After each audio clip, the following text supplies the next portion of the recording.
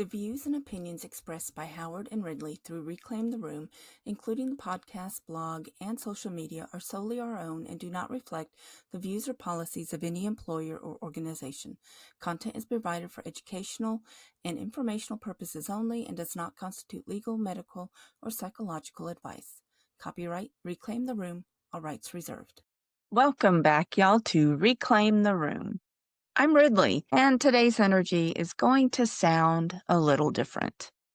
Howard was not able to join me for this recording. Life happens, things come up, but she will be back. So, for today, you've just got me. Honestly, though, this might be the perfect episode to do solo, and the reason is the topic. We're going to talk about something that teachers might whisper about it, if they spoke about it at all. More than likely, teachers minimize it. But quite honestly, it is mostly ignored because it is rarely named out loud, especially in education. So stay tuned as we begin an honest conversation about secondary traumatic stress.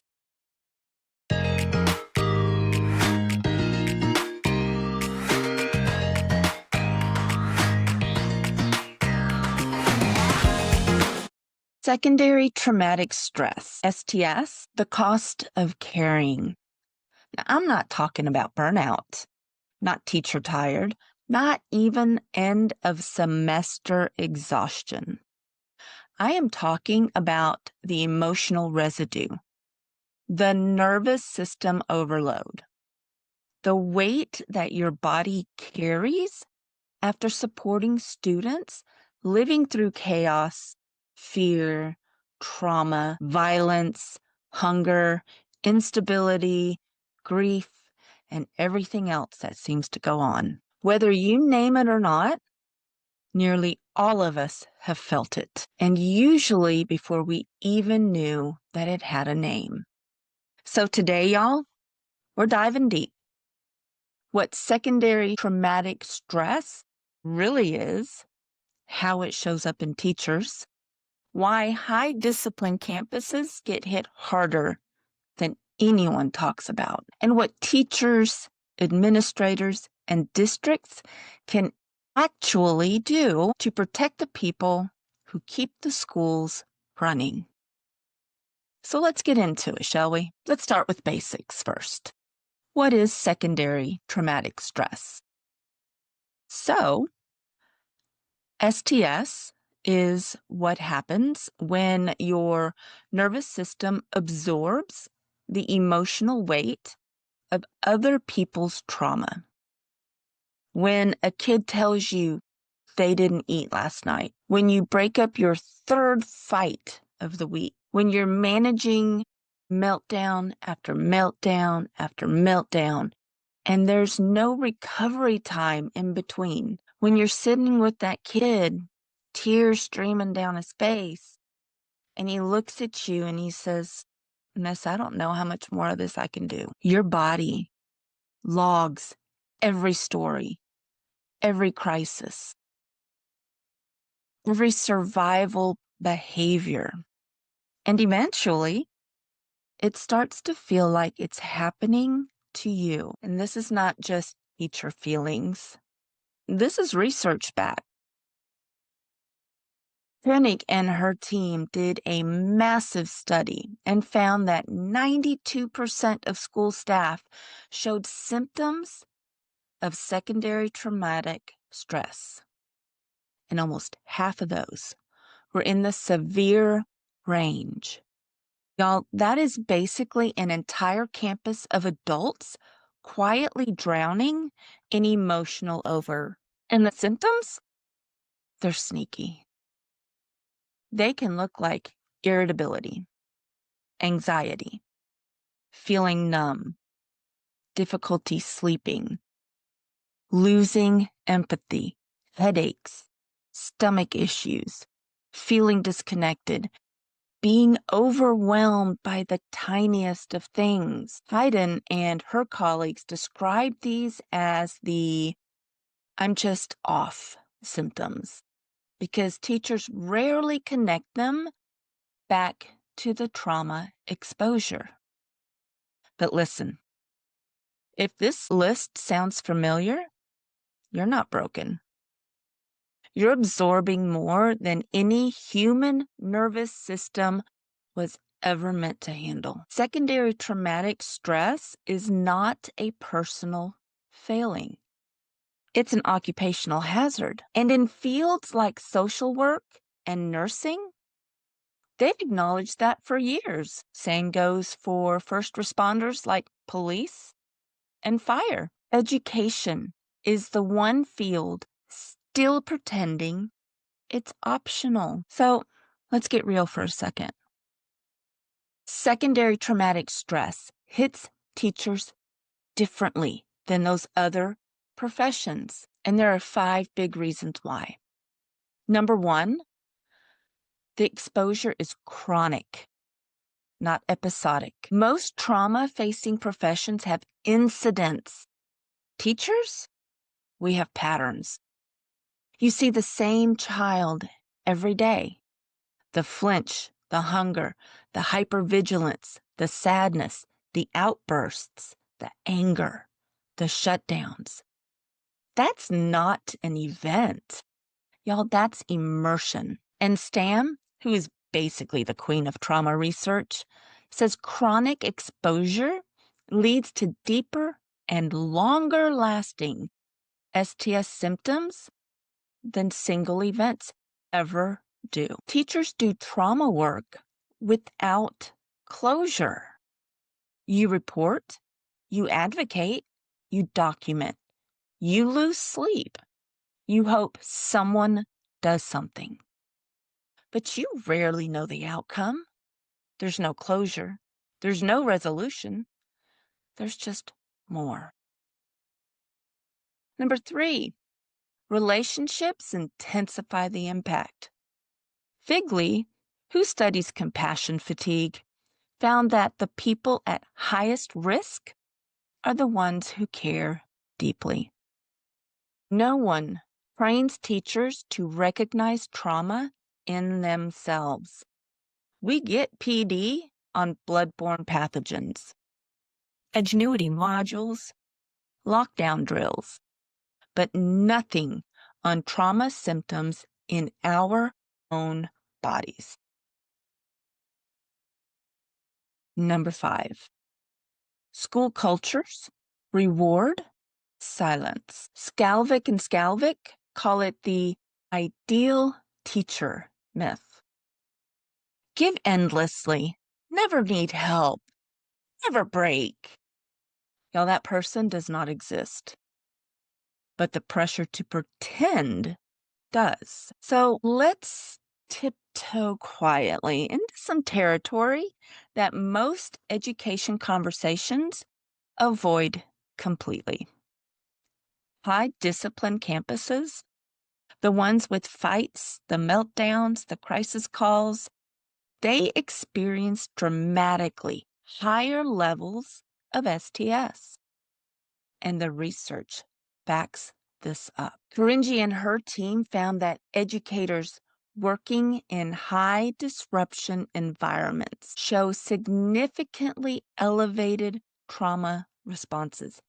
Not just stress, trauma responses. So this includes campuses like behavior units, alternative schools, campuses with high fight numbers, campuses with chronic dysregulation, Title I schools with systemic instability, ISS rooms, units with emotionally intense student populations. So those teachers in those situations experience more crisis response, more physical danger, more aggression, more emotional volatility, more unpredictability, and less downtime between incidents. Born-Trager's research adds another layer to this. Teachers on these campuses develop anticipatory stress responses. So that means your body reacts before anything happens. Your heart rate goes up.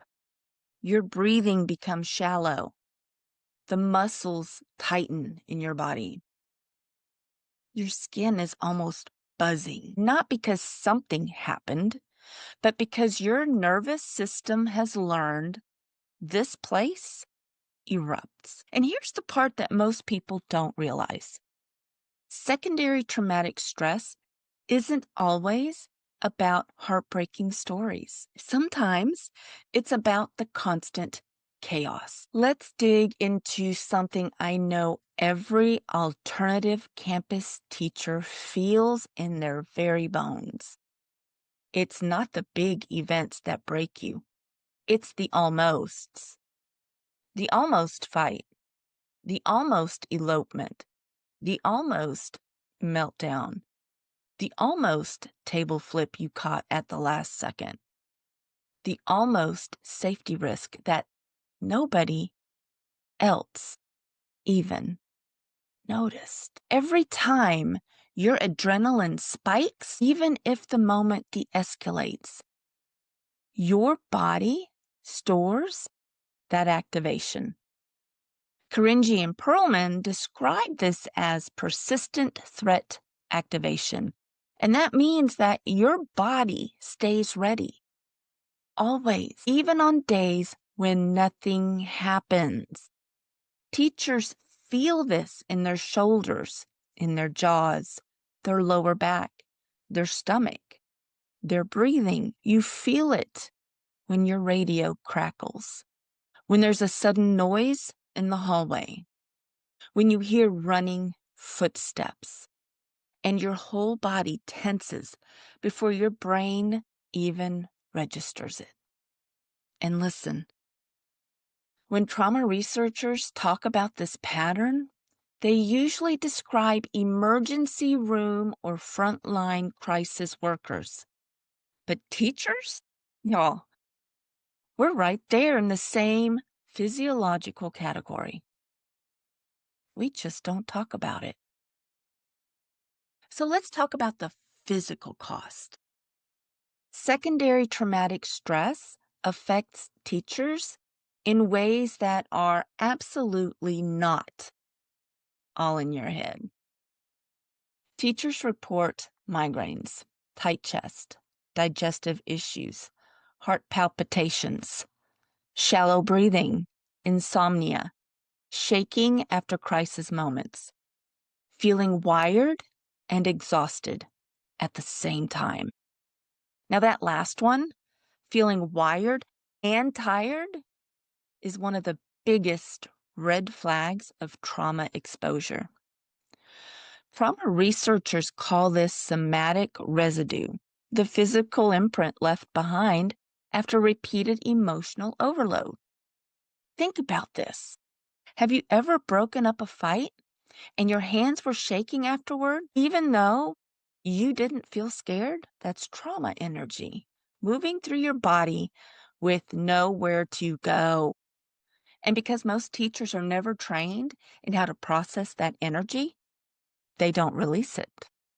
They store it, layer after layer after layer. That's why teachers say things like, "Why does a normal Tuesday feel like it took years off my life?" This is why. Now, let's look at the emotional side.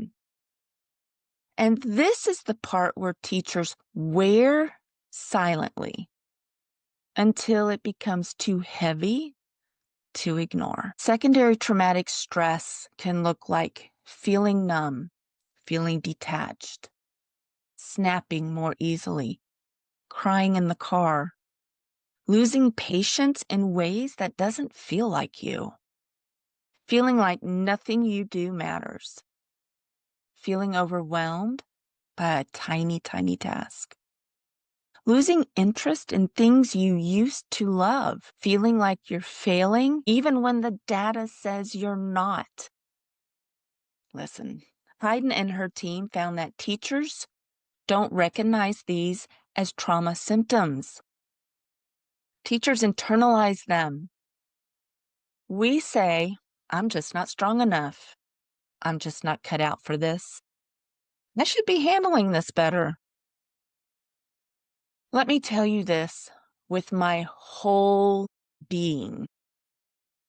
If you are exhausted by constant chaos, it's not because you are weak. It is because you are human and just human. Teachers aren't meant to absorb crisis after crisis and pretend that it's normal. No one is. So this next part blows my mind every single time. Other trauma-facing professions treat secondary traumatic stress as a formal occupational injury. In social work, law enforcement, nursing, counseling, they all have debriefing protocols, emotional check-ins, clinical supervision, structured recovery, caseload limits, mental health support, required trauma training. Teachers? Y'all, we get a jeans pass. Now listen, I love denim as much as the next girl, but a jeans pass is not trauma mitigation. It's a coupon for comfort. It's not a plan for recovery. Hayden's research is very clear. The biggest barrier in education is the belief that teacher stress is a personal problem instead of a workplace exposure issue. This isn't self-care. This is occupational health. So now that we've named it, y'all, you know what I'm not going to do? I'm not going to point out a massive problem and then tell you to go journal and drink some water and take a bubble bath after you put on your blue jeans later. No, no, no. We're not doing toxic positivity. We're doing real solutions, backed by research and written for real teachers. So here's what you can do to protect yourself from secondary traumatic stress. No fluff, not cliche, actual nervous system support. So number one, name it when it is happening. When you say my nervous system is overwhelmed because of everything I've absorbed, you stop telling the lie that you're just not strong enough. Two, build rituals of release. Research shows the people who do trauma work well have micro release practices. You're probably thinking, Ridley, what in the world is that, right? Let me help you out. So a tiny reset, 90 seconds of stillness in your car, shaking out your hands, having a pre-written, pre-memorized grounding statement, a song that transitions you out of crisis mode. This isn't self-care. These are things that help your nervous system. Number three, practice empathetic boundaries. Now, this means I care with you, but I do not carry for you. Your student's trauma cannot live in your body. Number four, have at least one processing partner. Jennings and Greenberg found that one trusted colleague significantly reduces trauma symptoms. Number five, honor your limits without apologizing. You're allowed to say, need support. I need a break. I can't take another student right now. Number six, protect your off hours. No after hours discipline emails, no late night parent messages. Your nervous system needs to be able to heal in silence. Now, y'all, this was not just a list of something that y'all need to do. I am also very much needing to do all of those things. And I have to remind myself of that on the regular basis. So let's talk a little bit about administrators, because teachers can do a lot, but we can't fix a broken system. So here's what campus leaders must do to reduce secondary traumatic stress. And y'all, research backs all of this. Name secondary traumatic stress out loud. Hayden's research says naming STS reduces its impact because teachers will stop internalizing it. Respond to behavior with structure, not vibes. High chaos campuses create teacher trauma. Predictability protects teachers. Consistency protects teachers. Procedures that are consistently applied protect teachers. Number 3, provide recovery time after incidents. In trauma-facing fields, this is standard.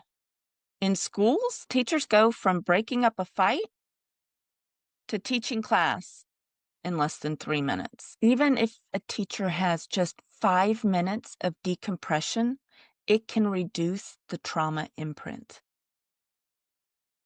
5 minutes. Number 4, protect planning periods. Research is very loud here. Loss of planning time increases STS, burnout, and turnover. Number 5, stop using resilience as a weapon. No more, you're so strong, you always handle things so well. No. Instead, try, what do you need? How can I support you? What can come off of your plate? Number 6, admin, build a culture where honesty is safe. If teachers cannot say, this week hurt me, without fear of consequences, the campus is not trauma-informed. It is trauma-inducing.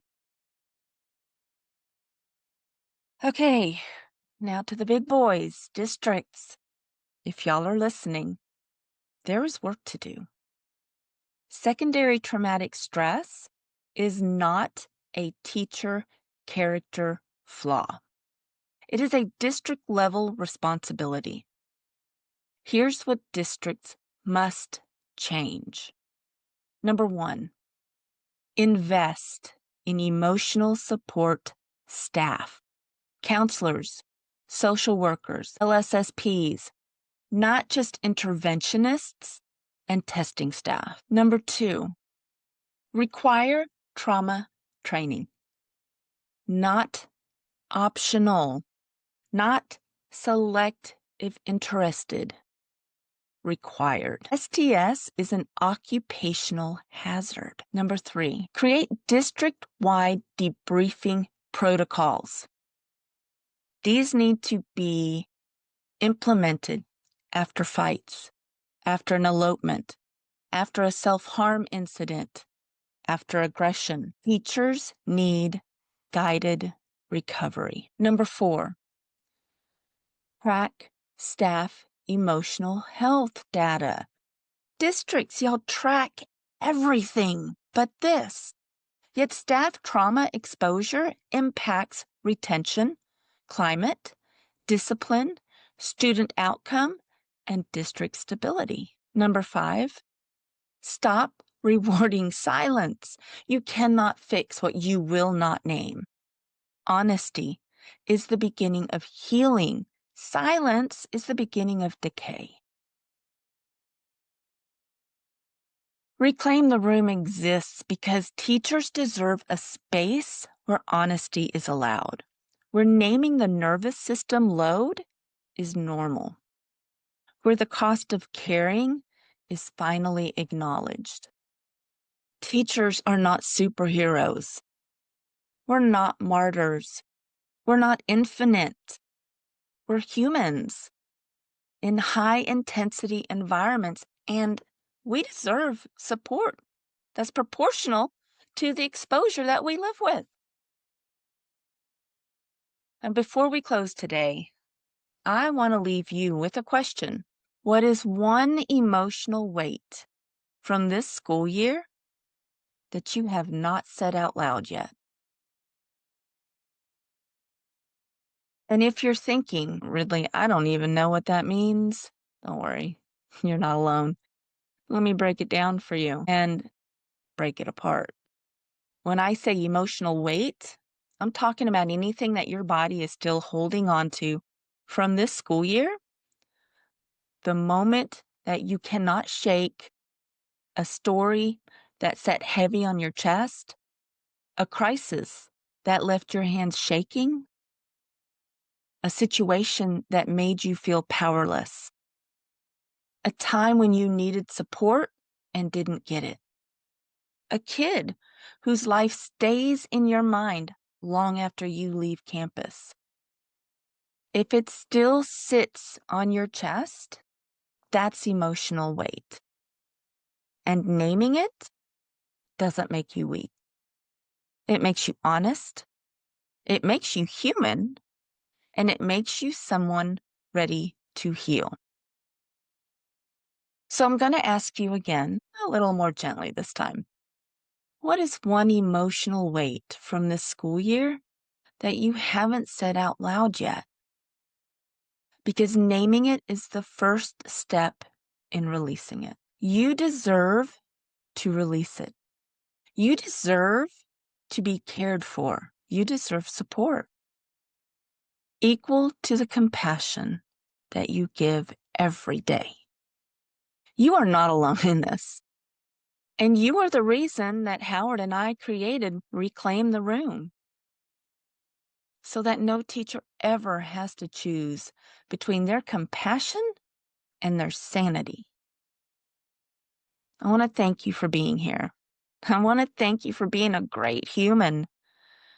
And I want to thank you for helping us reclaim the room.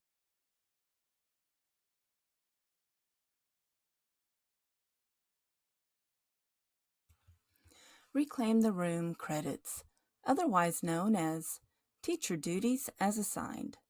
Bus Duty, Howard. Hallway Duty, Ridley. Cafeteria Duty, Howard. Recess Duty, Ridley. Field Trip Coordinator, Howard. After School Tutoring, Ridley.